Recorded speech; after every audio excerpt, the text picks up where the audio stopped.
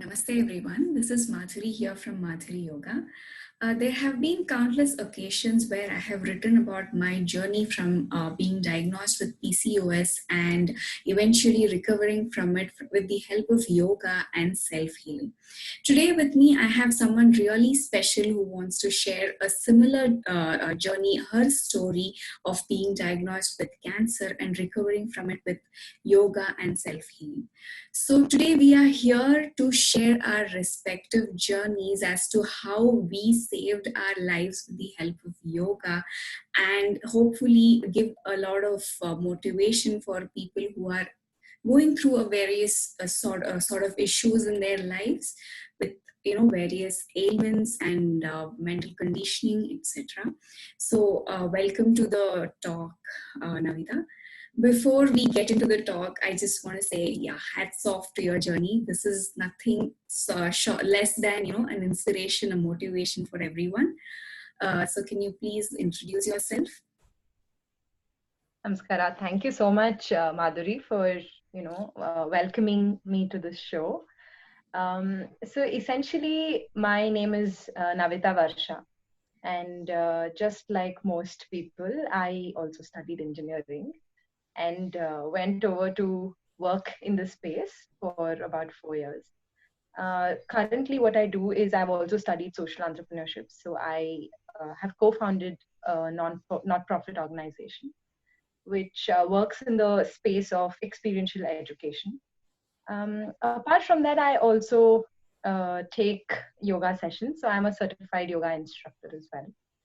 And that's just a little bit about me. And yeah, thank you so much for having me here. Yeah. So those who don't know about me, I am from a chartered accountancy background. So I meddled with the entire corporate, job, having a corporate job, and then eventually shifting to yoga. And right now I'm teaching a lot of people yoga, and I'm also a certified instructor. So yes, the big question: describe your entire journey from being diagnosed to recovering from it. How was the entire journey? Yeah, so I was 27 when this happened, and as you might, see, it's not something that you really anticipate or think of, right? Very honestly, I had no symptoms. I had no pain, no aches, absolutely nothing. In fact, I was actually at a yoga center doing a course when, I felt the tumor, right? And then just wanted to be sure that it's not anything serious. Just consulted, a doctor, and she just, basically it just began from there, and she diagnosed me, and then took multiple opinions, and it was very hard. What do you say? Scary, because most people talk about how most people talk to me about how this is not going to be healed unless I take chemotherapy, radiation. And I was very, very averse to that idea because um, I respect my body as a temple. It's like a space of worship, right? And when you look at your own body like that, you wouldn't want to put in radiation and damage it further. um, so that was my thought process. And when the doctor said that if I don't go through this process, I might just have about 3 months to recover. It's been more than a year, almost a year and a half after the doctor said that. So I don't think that that worked really, what they said, because I did not go through chemotherapy. So essentially, I met this doctor through whom I took treatment using herbs, right? Okay. And of course, their yoga played a major role in my life. As contrary to what people think, yoga is not just asanas, Yes. right? And I've heard you also talk so much about it, Madhuri. It's just a conception in the minds that the physical yoga is yoga. Yes, it's a very crucial, important part. But yes, so when I was going through this whole process while getting treated, I did follow a lot of asanas. There was a lot of breath exercises. There was a lot of mental work And of course, a lot of emotional healing as well Yes. that had to happen. Uh, so yeah, I mean, that's just a little bit of what I did. And of course, a large part of my journey was also on food, right? We Yeah. don't really pay that much attention to what we eat. And yeah, so pretty much this and meditation, and these were the kind of things that pretty much brought me back to life, saved me from the whole, the society itself, right? And yeah, that's pretty much it in terms of my journey. Of course, it's a very long story, Yes. but yeah, in a nutshell, this is how my journey went. So what you put in the last few minutes, it's actually something more deeper than that and more, profound, which we actually cannot describe exactly in words. So when I was actually diagnosed with the PCOS, I spent 1 year without treatment because I had a wrong diagnosis, because I went for a scan and my scan reports were normal. That was a surprise because I don't know what went wrong with the scan reports. So even though I had all my symptoms of not getting my periods and putting on a lot of weight and everything, but still the reports said it was normal. So I had nothing to no basis to take any treatment for. And at that moment, this happened about 3 years ago. And at that moment, I believed that yes, I need to take medicines. I need to undergo some kind of treatment, and that's when I can recover. So I spent almost a year without any kind of treatment, and during that 1 year I had to undergo a lot of changes in my body, physically as well and mentally, because PCOS is mainly associated with mood swings and hormonal imbalance. So mood swings was something that was really tough to deal with. And I also spent like 9 months without having menstrual cycle, and eventually I had to induce my periods, and then I had to take different kinds of treatments. And to compensate for the 9 months that I skipped, the periods that I had skipped, my body had to compensate, and I had periods for continuous 3 months. The 100 days I was literally My bleeding. God, That can't made even me imagine. yeah, that made me like so weak and anemic and everything. So it was like a roller coaster ride wherein my body underwent a lot of changes, wherein I put on a lot of weight. And then to lose that weight, I had to put in extra effort, because for PCOS, if you have to reduce your weight, it's almost like double the weight that you have.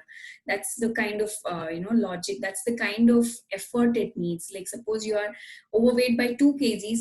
If you're having PCOS, it's considered as you're overweight by 4 kgs. It's always like the double of the efforts that you need to put to reduce the weight.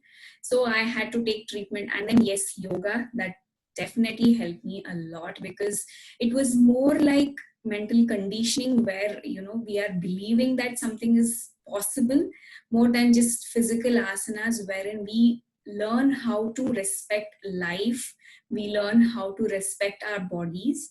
So yeah, that's about it, wherein even I have a similar, but yes, I cannot say it was something life threatening like yours, but then yes, this was also a similar journey that I went through. So when we are That's talking not about true, right, Madhuri? When you talk about journeys, that's what I hear from a lot of people too, right? That um, your condition was very severe. Mine is not so much, so I can skip. I can take medicines. That's an attitude people have, right? What I'm saying here is, no illness is normal. Okay, whether it is PCOS, migraines, or cancer, or anything, right? It's abnormal. The fact that it is there in the body indicates that we are doing something wrong in our life, absolutely. right? So when we are talking about yoga, we say that yoga has helped us, and I'm sure you will also have a similar thought process when I say, I have told a couple of times, a lot of times to be precise, that yoga has helped me, but it's not just about asanas that we do.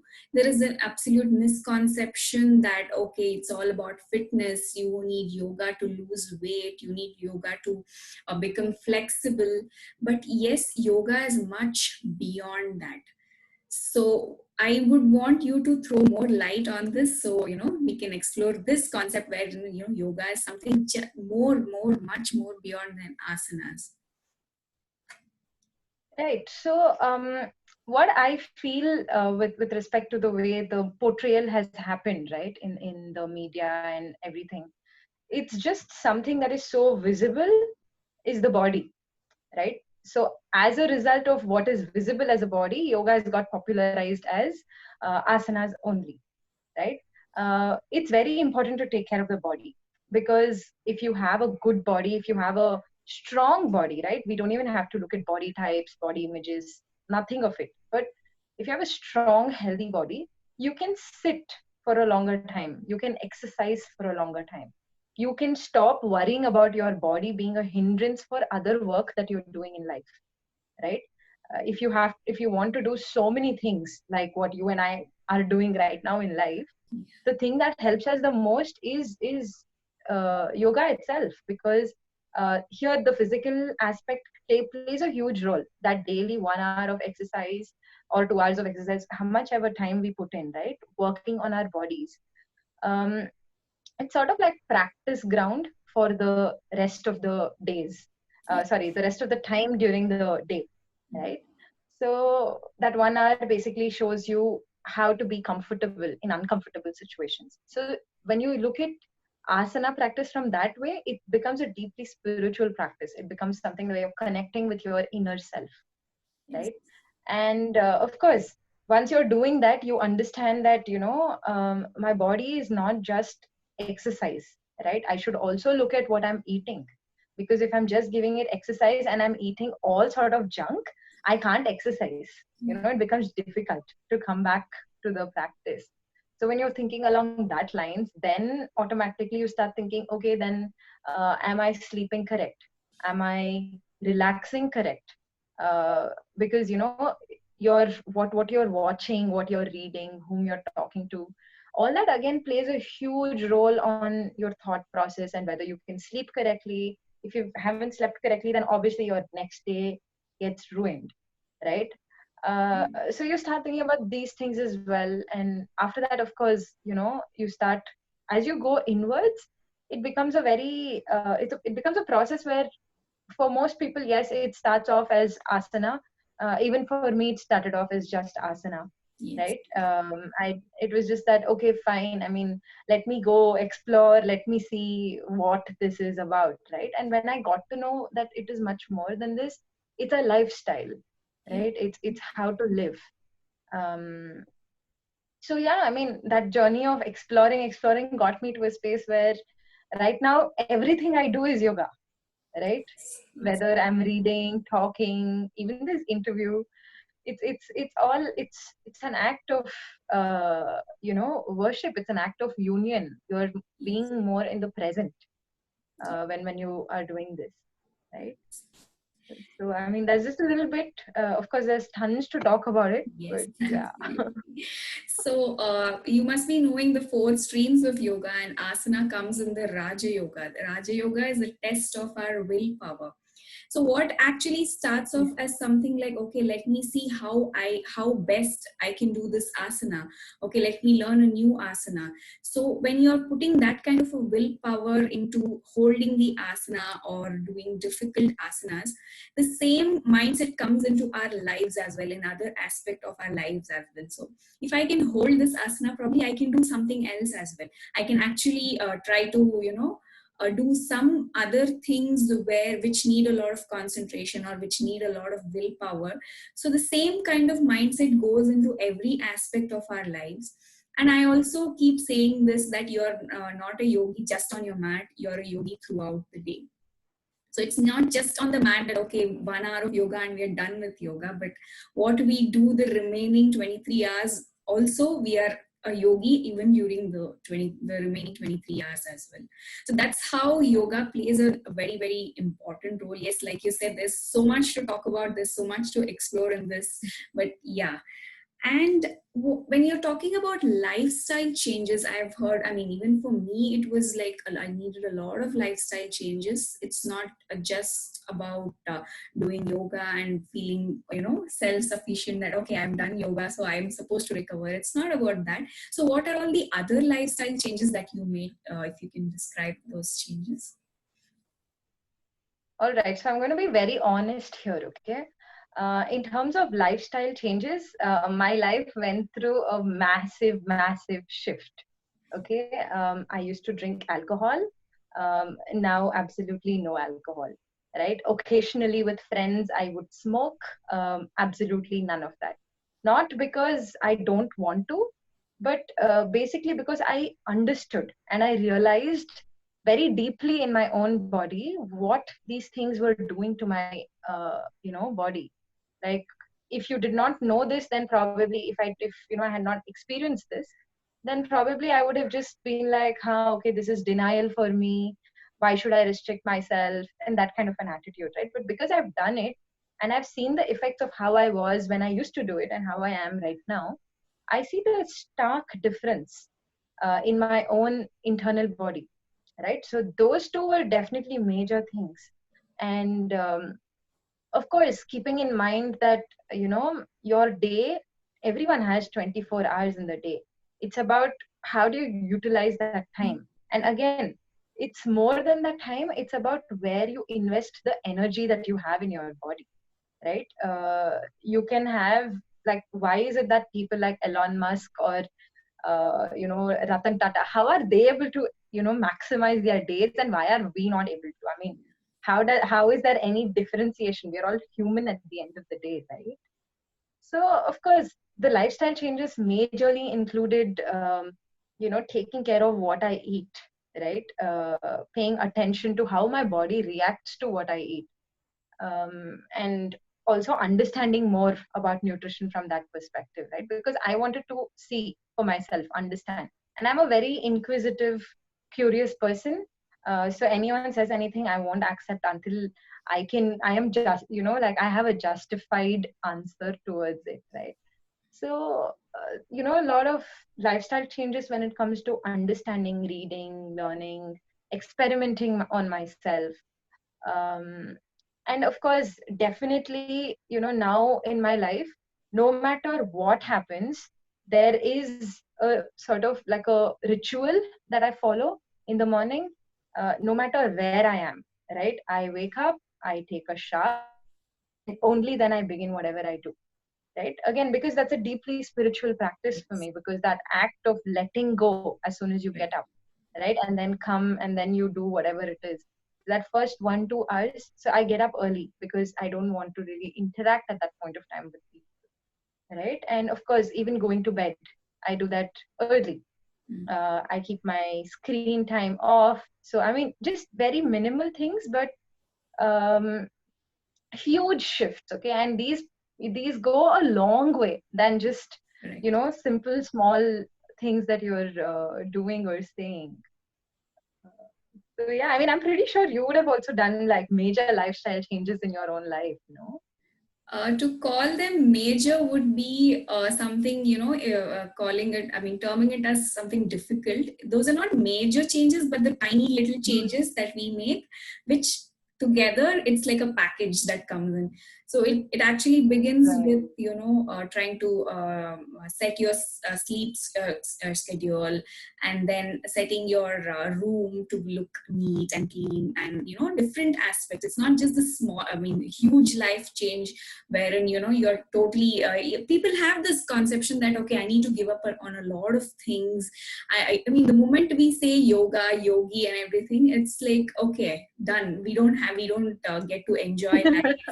We need to sacrifice a lot. We need to be, like a sannyasi or something like that. But no, it's not that way. We are still, I'm sure you also agree with me, we are still enjoying life, probably even more than, previously what we were doing. But it comes to a realization wherein you know that all the things that we did previously were just materialistic or something. and this happiness that we have is more meaningful, it's more in terms of being joyful and in terms of being in bliss. So yes, when it comes to lifestyle changes, yes, I did all of these, and the concept of even minimalism, wherein I reduced buying a lot of things and unnecessary stuff, hoarding it, because when we are physically hoarding stuff in the physical world, we are hoarding stuff in the physical world, subconsciously we are hoarding things in our mind as well. So that reflects in our mind, so our mind gets filled with unnecessary thoughts, and these unnecessary thoughts play a major role in pushing back our journey, wherein we are trying to do something and then we just get pushed back again and again. So we need to get rid of all those things. And another concept is that learning and unlearning and relearning, that's something that I have learned, in terms of lifestyle changes, wherein we were conditioned with certain thought process, certain ideas, probably because of the way we have grown up or something like that. And it was very necessary to unlearn those things. It's not that something that comes with ego, that okay, I've learned something new, so all the old things are useless. No, it's not with the ego factor as well, but something which we are conscious about. So conscious learning, unlearning, and relearning. So that was another thing that you can terms you can call as a lifestyle change as well. So if I have to ask you, what is that one thing that really helped you to being diagnosed and just coming out of it? What was that one particular thing that you would say that helped you? I think understanding why I should live, or understanding what is the purpose of my life. I think that was the major thing in terms of, that helped me basically come out of it. Right? Earlier, I never really knew, I used to think I know a lot of things, okay, before. So, so I used to, but the sad part is that's a very intellectual understanding. That's just something that you think that you know, but unless you experience, you don't really know it, right? So a major thing was to understand the whole purpose of life itself. Why should I be born, or why am I born? Yeah. Like, what was the whole point? Was it just being born, chill in life for some time, and then get cancer and then just die? I mean, is that all there is to life? When I deeply understood that reason, as to why, what is my purpose, right? I had a massive shift in the way I looked at life, right? And again, like you said, right, a lot of those things of giving up led me to these things, to this thought process. Like, it's a process, right? It's not something that you just think, ha, okay, matlab, today I'm going to sit and I'm going to understand what is my purpose of life. It doesn't happen like that. It's taken me years and years and years of searching to be able to understand this. Definitely, that is one major thing for sure. Yeah, we all get into that phase of what is happening with life and what are we doing. I mean, it's even now it just happens that okay, when I face some kind of a challenge or any negative situation, I get into that mode of what exactly am I doing with life, that kind of a situation. Yes. So yes, mental conditioning, that is something that we all need to do, and we definitely need to do, because I have seen a lot of people wherein okay, they are diagnosed with something. It's not just cancer or it's not PCOS. There are a lot of stuff that and nowadays, given that we are progressing so much, there are a lot of new diseases as well. It's a really sad state, but then yes, there are a lot of new diseases as well that is coming up, and I have seen a lot of people accepting their fate, and they are of the mindset that yes, okay, my life is done. I'm done with life. It's just over. So I need to be, suffering through this, and I don't have a solution for this. It's more of their own thought process, and they have been conditioned to believe that also. I cannot really blame them entirely. But then, yes, this mindset needs a definite shift, as in, there's nothing that is not possible. everything is possible, definitely everything is possible, wherein the mental conditioning. So when I was diagnosed, and a lot of people told me that, okay, this is not curable, this is not, you have to live with it, you have to know, you just have to know how to Yeah. manage. So manage, Right. not come out of it, but just manage. So I'm sure even you would have heard such statements, and I was like, no, I don't want to accept this. That was my question. It was Yeah. more, you can say it was of more of an ego as well, wherein I didn't want to accept those statements. But then I said, okay, let me try to figure out a way to come out of it. So that challenge, I took it as a challenge, wherein no, I don't want to sit in this kind of situation wherein I have to manage with it. It shouldn't be like a disqualification for me to do things normally. So I didn't want to accept Mm. that. I'm sure you would have heard such statements, and you were like, no, I don't want to accept it. That's where the shift happened. That wherein people like to be called as victims, people like to be sad. I can't really say sad or something, but yeah, they want to resort to that situation wherein they are living with it. But once you decide that I don't want to live with it, I want to come out of it, is when the shift happens.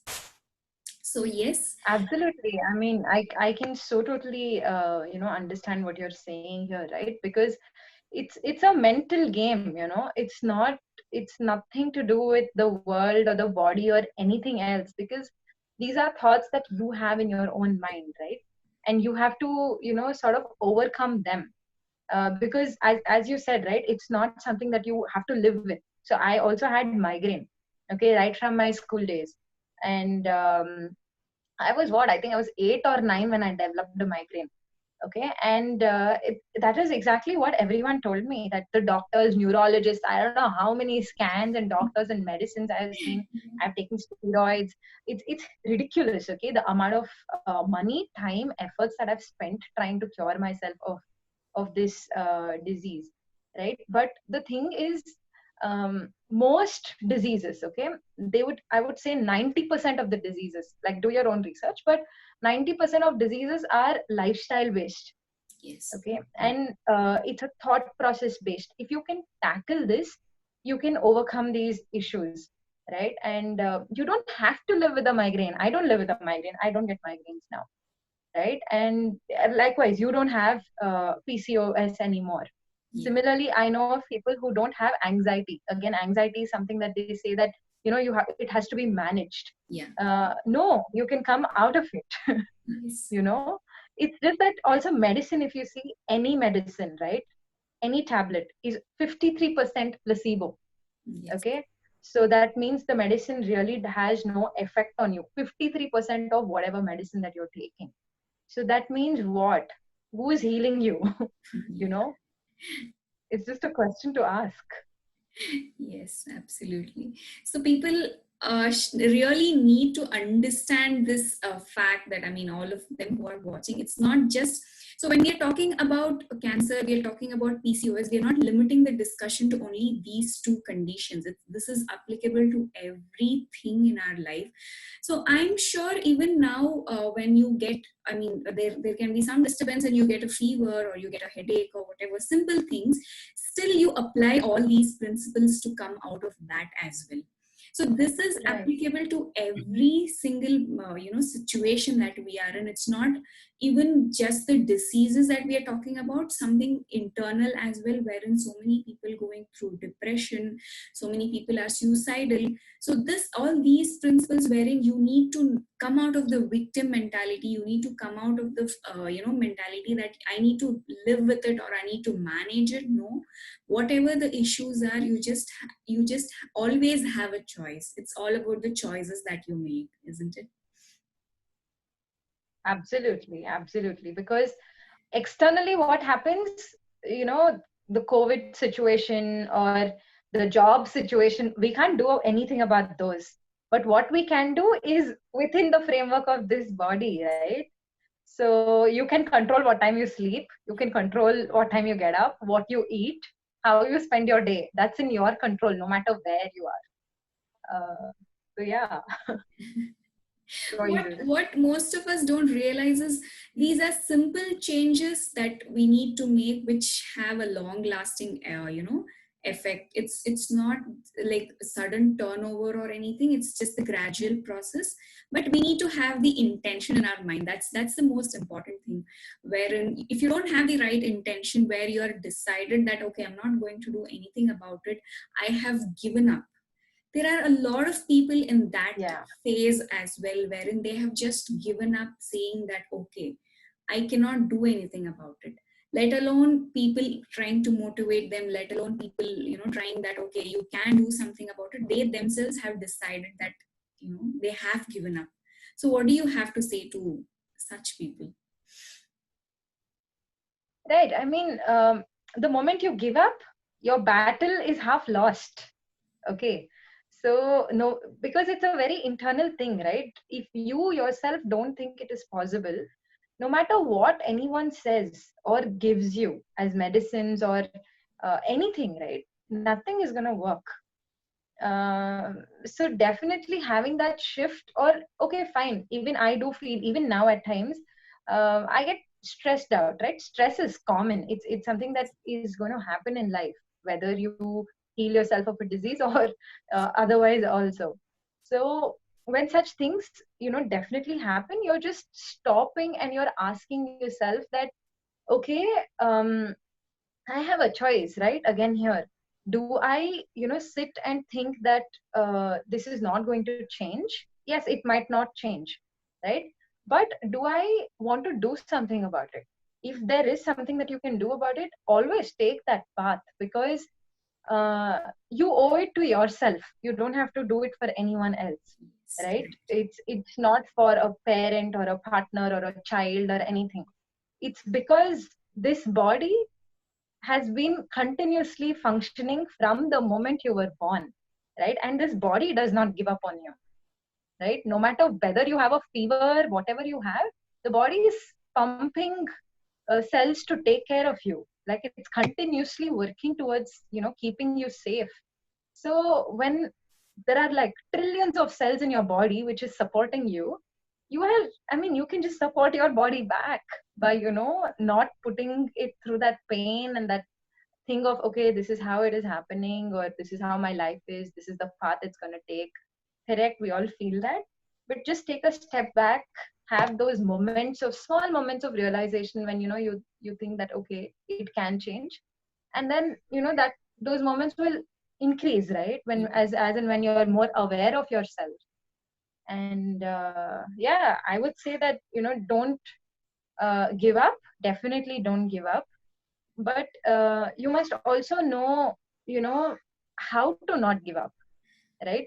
That not giving up also means being very kind and compassionate towards yourself. You wouldn't do the same for a brother or a sister or a partner or a child, right? So how can you do that to yourself? Yeah. So there's Yeah. one phase where people have given up, and there's one phase where people get so desperate about things, wherein they don't know what to do. Like you said, recovering in the right way, realizing in the right way.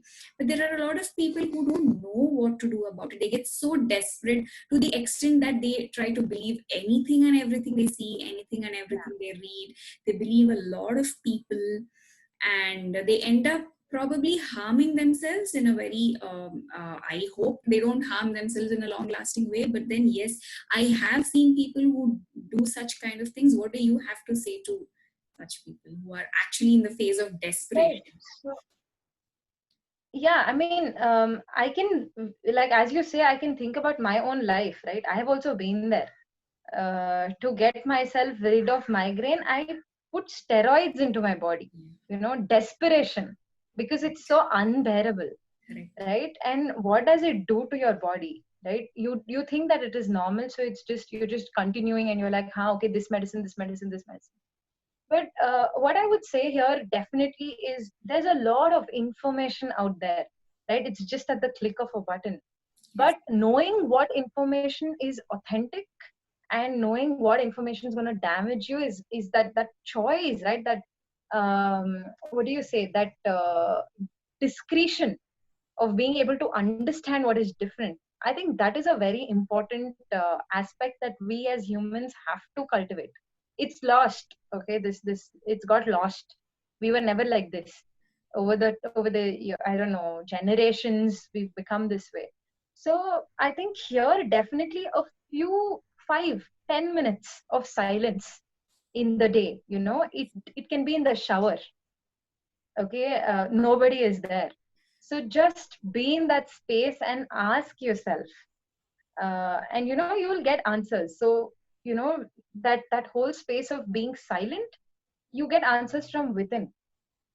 So definitely that's what I would have to say. When you're getting desperate, you don't know what to do, you're okay to try everything.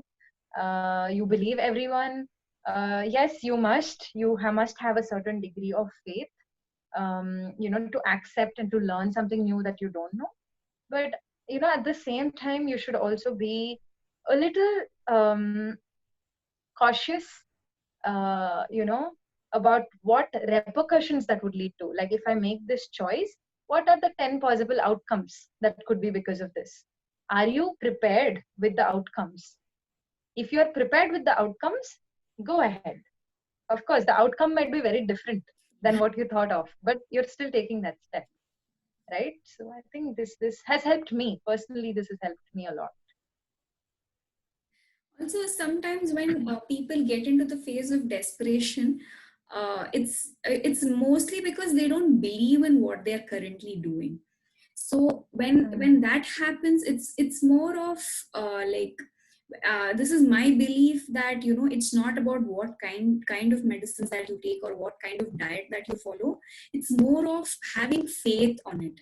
Like, even if you have a very haphazard diet schedule or sleep schedule, I mean, it's technically not advisable, but still, what happens is, if you have faith, if you have belief that okay, you're doing something right, you're doing something that is helpful for yourself, what happens is that belief itself plays a major role, wherein the body automatically starts reacting in such a way.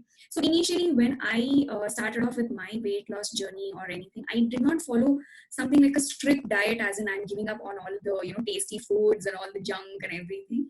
So it became more like, okay, the more I'm resisting something, the more I want to have it. So for me, it was like, okay, let me just go with the flow, let me just have belief on myself. And I used to eat junk. If I say that aloud, and people will think that I'm giving out a wrong message, but yes, that's not what I'm intending to do here. It's just that I was very realistic and I was really practical about things, that I don't want to put myself through a punishment. So when I make something difficult, it becomes more like a punishment, and probably I would follow that for a week or something, and then I just get back to the old schedule. But rather than doing that, I was like, okay, let me just take it slow, let me just enjoy the process. So whether my diet was really up to the point of whether it was helpful for my weight loss or not, that was not the point, but I was enjoying the process, the entire thing that I was doing. So eventually what happened is that my body itself started rejecting certain kinds of foods. I knew what it takes, what am I consuming, I knew what it takes to burn all of that down. So it's just that the body itself started rejecting. And then I used to be like, okay, I have a very I'm from CA background, so all of us were in a different situation where we used to study for 15-16 hours a day. So our sleep schedule was very erratic. So I was like, okay, slowly I started sleeping on time. I didn't have to consciously make a strict thing that, okay, I am sleeping at 11, 10 or 11 o'clock, that I need to sleep. But then it just happened gradually. So when you're in a stage of desperation, you are putting yourself through a lot of things physically as well, and even the mental aspect as well, where you're putting through your it's a punishment, it becomes a punishment. So don't get into that stage of punishment, but make it in a way that you're enjoying the process, wherein you're having fun with it. When you're having fun, things automatically fall into place, and it becomes really, really easy. So yes, Absolutely. I think that's a very, very good point you said, right? Because being rigid will never, never help. It's the same for me also, right? yes, I do follow a certain diet. I mean, it's not a diet for me. That is just what I eat, right? And I eat everything. It's not that I deny myself of food, but it's just that I'm more mindful of what I eat, and I enjoy the process, Correct. right? So if you deny and you punish yourself, as you very rightly said, you're just going to develop so much craving that once that whatever, after a month or so, you're like, hey, yeah, to hell with this whole thing. I don't want this. Yeah. It's fine. I am just going to do my Netflix and chill. you know that's the attitude that happens.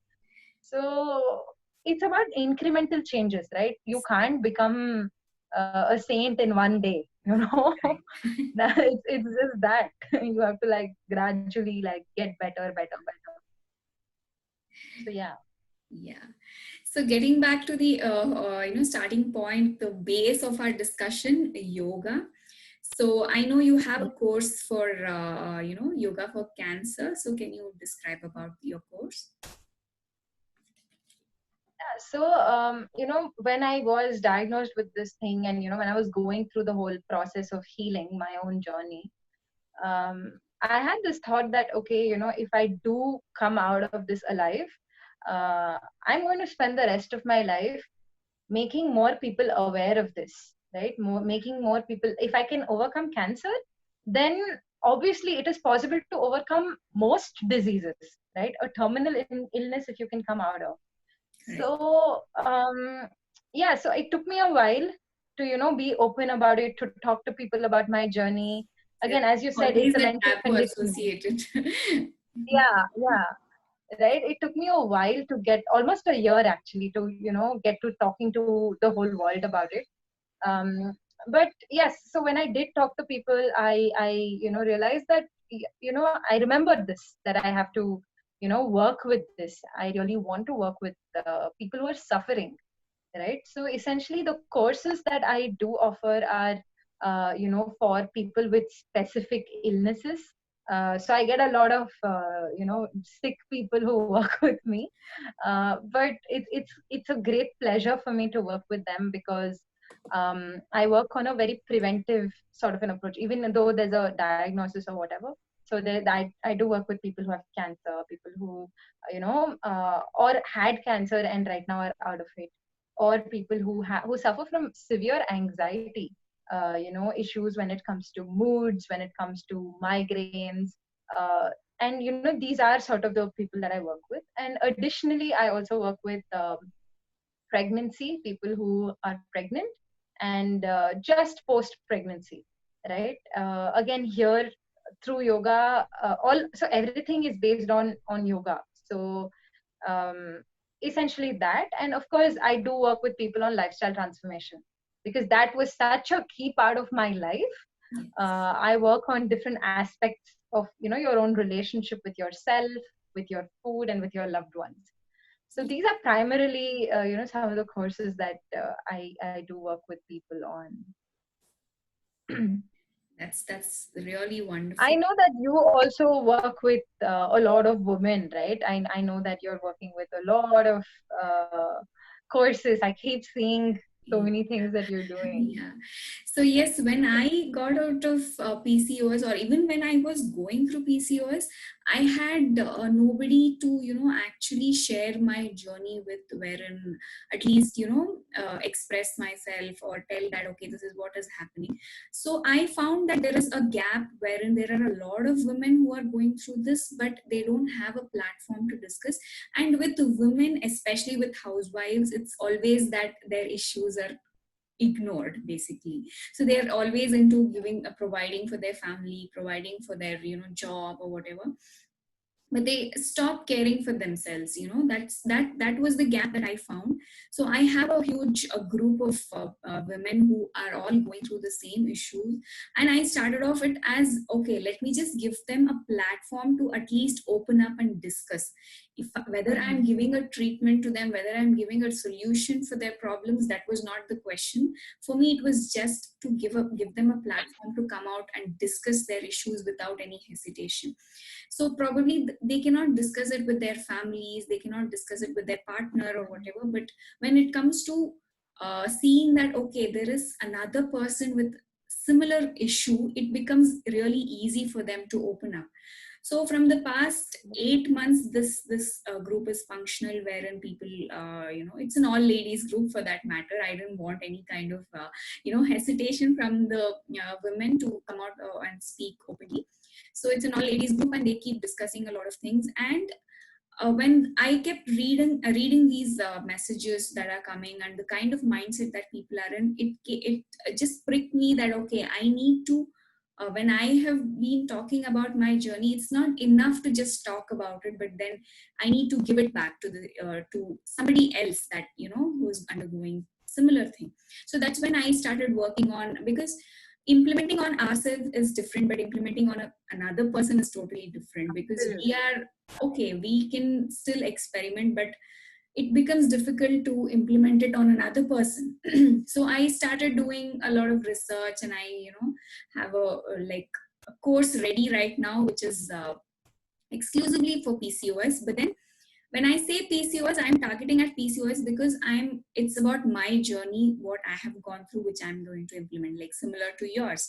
So that's the reason I've mentioned it Yeah. specifically as PCOS, but then the whole process is applicable to any kind of illness, any kind of diseases, whatever that everybody, I mean, most of the people undergo.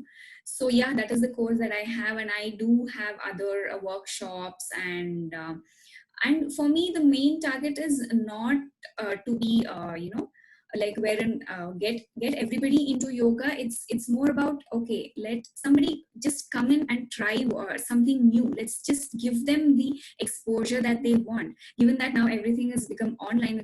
My job has become a lot more easier. So for me, that is another area where I work on, wherein I want to get more and more people involved in yoga. It's not just by doing asanas, but then at least trying to dedicate at least 20-30 minutes of their day to do something for themselves. So it's not Right. that, for me, it's not that whether they're able to do tough asanas, it's not whether they're able to do something with perfection. It's more like, okay, they are spending those 20-30 minutes for themselves. So we don't know what change that might bring in them, but yeah, they are giving that. It becomes important when they give that 20-30 minutes for themselves and do something productive. So yeah, I do target those people who have never done any kind of yoga before. So that's the reason when I put out my posters also, I just say, okay, if you've never done yoga before, I'm totally okay with it. I'm ready to teach you from scratch. I don't have any issues with that. So I get a lot of, it's the response has been very good. I'm sure even with you it's the same. The response is absolutely amazing, that people want to try new things. And it's not limited to the younger crowd.